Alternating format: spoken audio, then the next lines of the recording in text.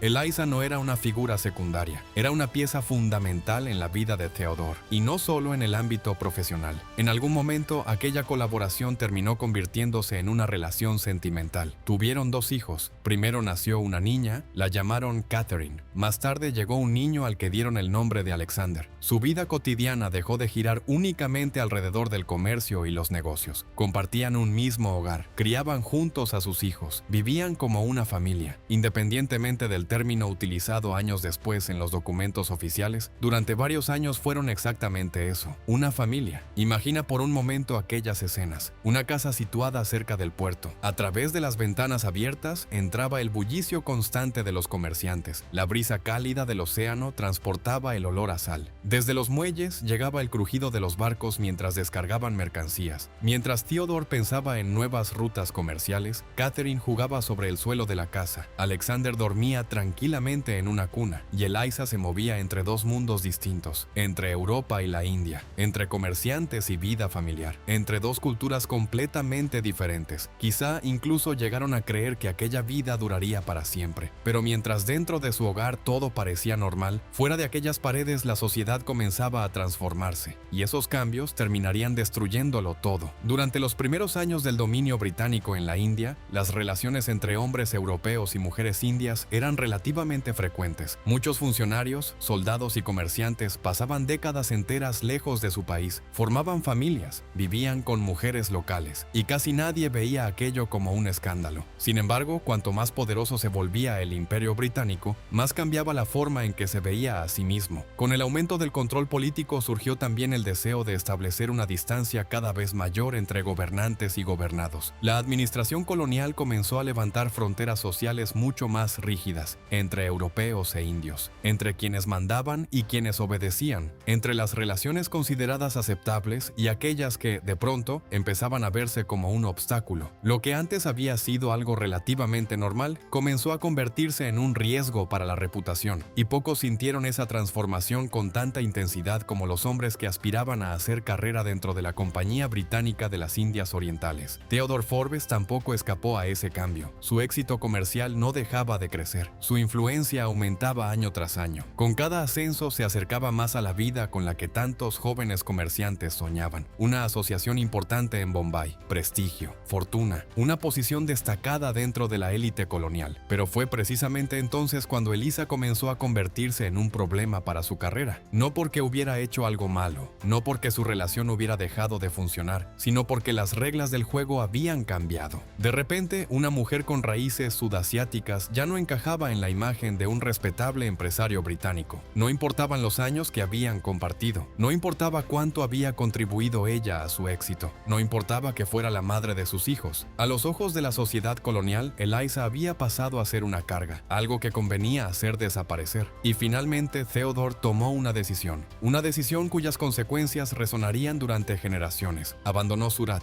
se trasladó a Bombay, solo, no junto a Eliza, no junto a sus hijos. Comenzó una nueva vida, una vida mucho más acorde con la posición social que ahora ocupaba. Pero quizá lo más doloroso no fue la separación en sí, sino la forma en que aparentemente ocurrió. Nada indica que Theodore se despidiera personalmente. No se ha conservado ninguna carta en la que explicara su decisión a Eliza. No existen testimonios de una última conversación, ni de un intento por encontrar juntos una solución. En cambio, los documentos muestran cada vez con mayor frecuencia la presencia de intermediarios. Otras personas comenzaron a transmitir los mensajes. La comunicación dejó de ser directa, pasaba por terceros. Como si Theodore hubiera decidido poner deliberadamente distancia entre él y la mujer con la que había compartido tantos años de su vida. Para Eliza, aquel cambio debió de resultar imposible de ignorar. Era una mujer inteligente, comprendía perfectamente a las personas, sabía interpretar silencios y gestos, podía reconocer cuando algo había cambiado para siempre. Probablemente fue la primera en darse cuenta de que no solo Theodore se había marchado, también lo había hecho el futuro que ambos habían imaginado. Y es precisamente aquí donde esta historia vuelve a transformarse. Hasta este punto, todavía podríamos verla como una trágica historia de amor. Pero lo que sucede a continuación convierte aquel dolor personal en un secreto familiar que permanecería oculto durante siglos. Porque años después de la muerte de Theodore Forbes, apareció un pequeño conjunto de cartas olvidadas, cartas que nadie en Escocia podía leer, cartas que permanecieron décadas enteras guardadas en un cajón sin que nadie las abriera. Y serían precisamente esas cartas las que, muchas generaciones después, devolverían finalmente la voz a una mujer cuyo nombre había desaparecido de la historia familiar. Durante décadas permanecieron olvidadas entre viejos documentos en una propiedad escocesa. Nadie les prestó demasiada atención. Estaban cuidadosamente atadas con una cinta, pero la escritura resultaba incomprensible para la mayoría. Los caracteres parecían extraños. El idioma era desconocido. Para quienes las encontraron, no eran mucho más que unas hojas amarillentas pertenecientes a un pasado remoto. Así permanecieron, año tras año, década tras década, como si estuvieran esperando pacientemente a que algún día apareciera alguien capaz de comprender su verdadero significado. Solo muchas generaciones después fueron finalmente traducidas, y de pronto, tras casi 200 años de silencio, volvió a escucharse una voz que todos creían desaparecida. Era la voz de Eliza, no a través de relatos escritos por otras personas, no mediante documentos oficiales, sino mediante sus propias palabras, o al menos lo más cerca posible de ellas, porque todo indica que Eliza no dominaba suficientemente el inglés como para redactar largas cartas por sí sola, así que hizo lo que muchas personas hacían en aquella época: buscó a un escribiente. En Surat trabajaban numerosos escribas parsis que, a cambio de una remuneración, escribían cartas para quienes no podían hacerlo. Eliza les dictaba sus pensamientos en un inglés sencillo, a veces imperfecto, y el escribiente plasmaba cada palabra sobre el papel. Sin embargo, al final de cada carta siempre aparecía el mismo gesto. Ella misma firmaba, no con letras inglesas, ni con escritura india, sino utilizando elegantes caracteres armenios, precisamente la parte de su identidad que, durante generaciones, sería la única que la historia recordaría. Y sin embargo, aquellas cartas contaban una historia muy mucho más profunda que cualquier firma, porque casi todas giraban alrededor del mismo dolor. Elisa suplicaba, pero no pedía dinero, no buscaba una posición social mejor, no reclamaba propiedades, solo pedía una cosa: ver a su hija una última vez. Catherine iba a abandonar la India. La subirían a un barco que la llevaría miles de kilómetros hasta Escocia, lejos de su madre, lejos de su hogar, lejos de todo cuanto había conocido. Para Elisa, aquella noticia debió de resultar insoportable. Ella había dado a luz a esa niña, la había criado, había cuidado de ella durante cada enfermedad, había soportado cada noche sin dormir, había celebrado cada uno de sus primeros pasos, y ahora otras personas decidían que aquella niña sería enviada al otro extremo del mundo. Detente un instante a imaginar lo que eso significaba. No existían aviones, no existían llamadas telefónicas, no existían videoconferencias, ni siquiera un servicio postal regular. Viajar desde la India hasta Escocia llevaba meses. Quienes se despedían entonces muchas veces no volvían a verse jamás. Quizá por eso las cartas de Elisa fueron adquiriendo un tono cada vez más desesperado. Probablemente ya sabía que no podría impedir aquella decisión. Solo quería una última oportunidad, un último encuentro, una última conversación, un último abrazo,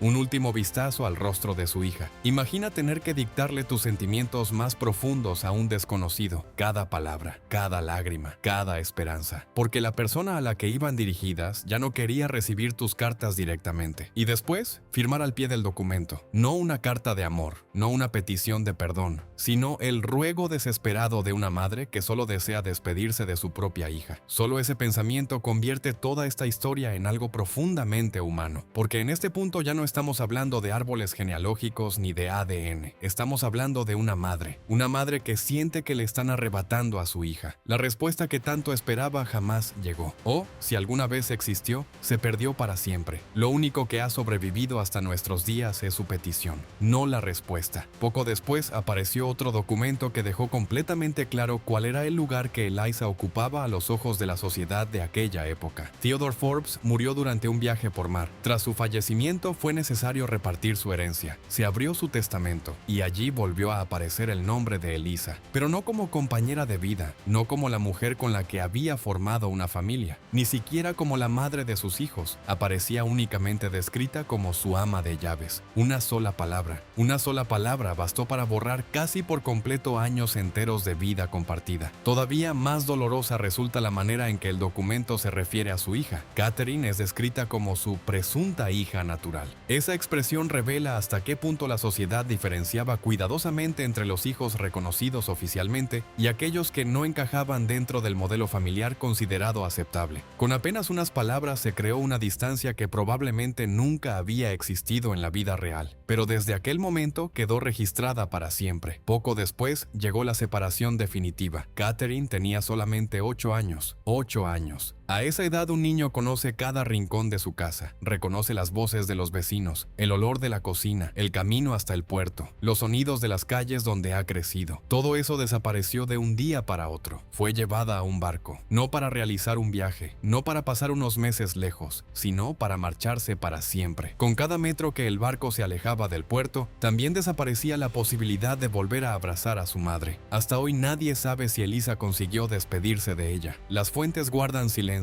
solo conservan su súplica, no el desenlace. Pero Catherine no era la única hija, también estaba Alexander. Él también fue enviado a Escocia. Para él también comenzó una vida completamente distinta. Sin embargo, Alexander reaccionó de una forma muy diferente. Extrañaba la India, y no un poco, sentía una nostalgia profunda, casi imposible de describir. Extrañaba el calor, las voces familiares, los colores, los aromas, todo aquello que de pronto le había sido arrebatado. Finalmente la familia tomó una decisión sorprendente. Alexander pudo regresar. Volvió a la India. Regresó al lugar que siempre había considerado su verdadero hogar. Pero Catherine permaneció en Escocia. ¿Por qué? Hasta hoy no existe una respuesta definitiva. Quizá pensaron que sería más fácil integrarla en la sociedad escocesa. Tal vez consideraban que su futuro tendría un mayor valor dentro de la familia. Quizá su condición de mujer influyó en aquella decisión, o quizá fueron muchas razones al mismo tiempo. Lo único que sabemos con certeza es esto: el hijo regresó, la hija permaneció. Y precisamente gracias a ello continuó la línea materna que, generaciones más tarde, dejaría perplejos a los científicos. Si Catherine también hubiera regresado a la India, esta historia podría haber sido completamente distinta. Pero no ocurrió así. Creció en Escocia. Poco a poco aprendió a aceptar una nueva vida. Una vida en la que casi nadie mencionaba ya a su madre. Una vida en la que la India iba desapareciendo lentamente del recuerdo. Casi sin darse cuenta, su pasado comenzó a desvanecerse. No porque quisiera olvidarlo, sino porque a veces sobrevivir significa adaptarse al mundo en el que uno vive. Y es precisamente aquí donde comienza quizá la parte más extraordinaria de toda esta historia. Porque mientras los recuerdos pueden desaparecer, el ADN no conoce el olvido. Catherine creció en un mundo que ya no tenía casi nada que ver con el de su infancia. La cálida y bulliciosa ciudad de Surat fue borrándose poco a poco de su memoria. En su lugar aparecieron los paisajes escoceses, los cielos grises, las mañanas frías, las casas de piedra, otro idioma, otra cultura, otras costumbres. Con el paso de los años fue adaptándose cada vez más a aquella nueva realidad. Probablemente no tenía otra opción. Los niños poseen una capacidad extraordinaria para acostumbrarse a nuevas circunstancias, incluso cuando ese proceso implica un enorme sufrimiento. Pero muy dentro de ella llevaba algo que jamás podría cambiar. No eran sus recuerdos, no era su lengua, no eran sus costumbres, era su origen. En cada una de las células de su cuerpo seguía presente exactamente el mismo ADN mitocondrial que una vez había pertenecido a su madre. Podía cambiar de apellido, podía perder su hogar, podía construir una nueva familia, podía comenzar una vida completamente distinta. Pero aquella diminuta huella genética viajaba con ella a todas partes, sin que lo supiera, sin imaginar jamás la historia que algún día llegaría a contar. Con el paso del tiempo, Catherine se casó, y lo hizo con un hombre de buena posición, tal como se esperaba de una joven que había encontrado su lugar dentro de una familia respetable. Desde fuera parecía que su pasado había quedado completamente atrás. Nadie hablaba ya de Surat,